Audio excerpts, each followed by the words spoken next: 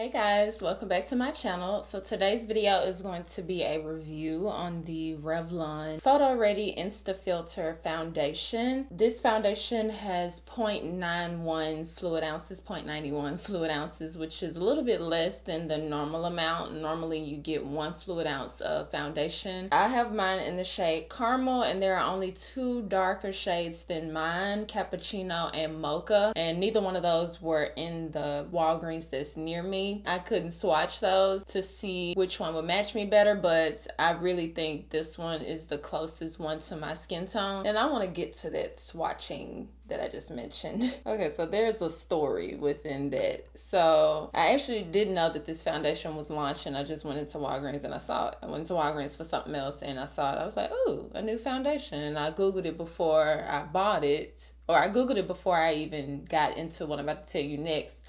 And I realized that yes, it was new. So I don't like this. As you can see, this is a beauty sponge on the tip that's supposed to allow for the foundation to be applied a lot smoother, I guess you could say. And in order for me to swatch this foundation in store, I had to open it and basically make a mess. So this is from when I went to Walgreens and swatched it. So I knew that I had to buy it because I made a mess. Then I get home and I try to wash this. Well, this foundation stained the sponge. So it seems like to me it will forever be dirty. And I tried everything. I tried soap. I tried a makeup brush cleaner. This sponge isn't super soft even when it's wet, because I did wet it to try to wash the foundation off. So it isn't comparable to a beauty blender.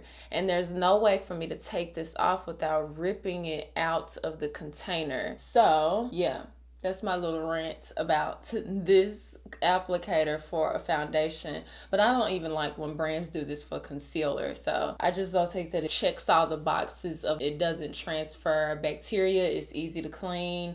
It's nice to apply foundation with. I just don't think it checks all of those boxes. So getting that out of the way, this foundation is supposed to be a fresh-faced natural finish, medium buildable coverage, and it has a high-definition filter technology which captures and transforms any light to blur and soften flaws, leaving the perfect app filtered look. It has SPF of 20, so I am going to test the flashback, and it is a innovative formula that works with your skin type to even and smooth skin tone.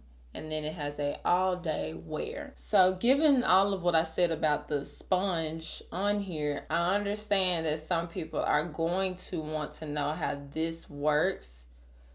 So what I'm going to do is I'm going to use this on half of my face, and then I'm going to show you guys how I would wear it on the other half. So I just put up some of the foundation, and now I'm going to use it on this side. And I didn't prime because I don't prime in my reviews.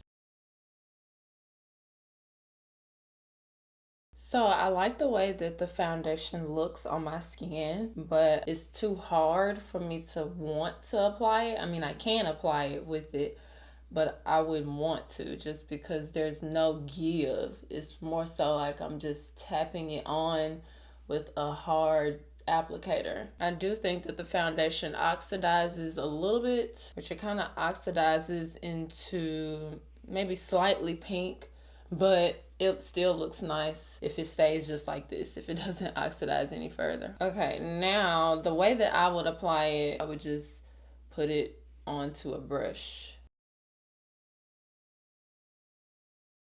So as far as the application, the brush applied it just a little bit streaky. So on my forehead, I had to go over it a little bit more, and that's really it. So this is the foundation on my skin. I think it looks really nice on. The only thing is that it oxidized just a little bit and gave it a more pink tone, which I don't even know if you can tell on here, but in person it is. My skin doesn't look cakey in any areas. Okay, so I'm going to finish the rest of my makeup and show you guys like my concealer and setting powders that I'm going to use, just because I know that kind of alters the wear time of the foundation.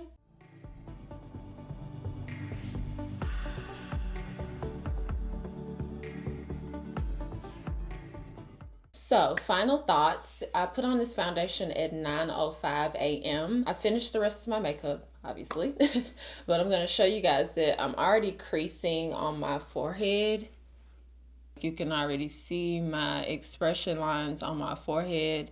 I guess that's what you call them. Forehead creases is what I say. Just slightly on my smile lines, nothing too crazy yet. It doesn't look too bad as far as the oxidizing now that I've finished the rest of my makeup, just because everything else kind of worked together to not make it so obvious. So I'm fine with the coloring of this foundation. So far, looking good, looking good. I'm going to update you guys in a few hours to tell you how it's looking.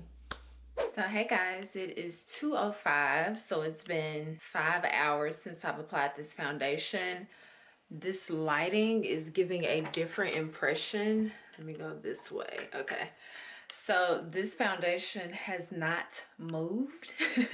It has not gotten oily. There's nothing different than when I first applied it, and that is crazy. I don't think I've ever had a foundation that does that. I mean, it at least a little bit gets a little oily, but this, I have no shine. I don't know if it's picking up, but when I look in a mirror, there is no shine, and I just cannot believe it. One thing that I did forget to mention was that this foundation was expensive. I had that on my notes. I don't know why I didn't say it, but I think it was over 15, maybe 20. I have to check to be sure. I'll have it right here, how much it cost, but it was a lot for a drugstore foundation. And it's wearing really nice, so I'm kind of thinking it may be worth it if they have your shade, because it isn't a super wide range of shades. So if they have your shade, this is an awesome foundation so far that you guys should pick up if you're looking for a new foundation. But just up close, the only bad thing I would say is the creasing up here on my forehead, but that's it. It isn't even looking that bad in my smile lines. So yeah, I think this looks great for the 5-hour mark. Keep on watching for, I think I'm gonna do an 8-hour total wear. So just keep on watching. All right, hey guys, it is 5:45 p.m. You can check right here. Sorry for the echo. So my face looks exactly the same. I'm pretty blown away by this foundation. I think it's gonna go down as one of my favorite foundations. I am gonna wear it a few more times before I commit to it being a favorite foundation, but it hasn't moved or anything. I do want to show you guys a flash test, so let me do that really quick. Okay, yeah, it has pretty bad flash. You can see that there.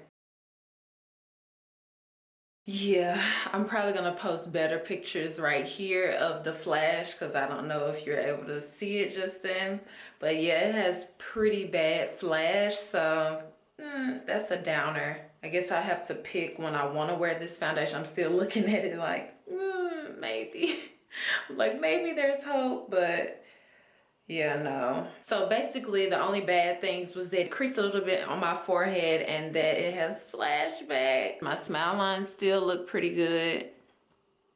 They don't look super creased. When I look in a mirror, the oiliness isn't bad at all, but on here it seems like it's picking up a little bit of shine, but in a mirror, like in person, it looks super good.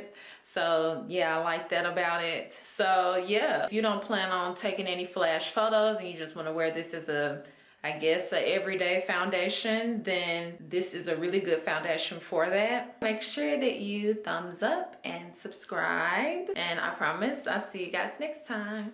Bye.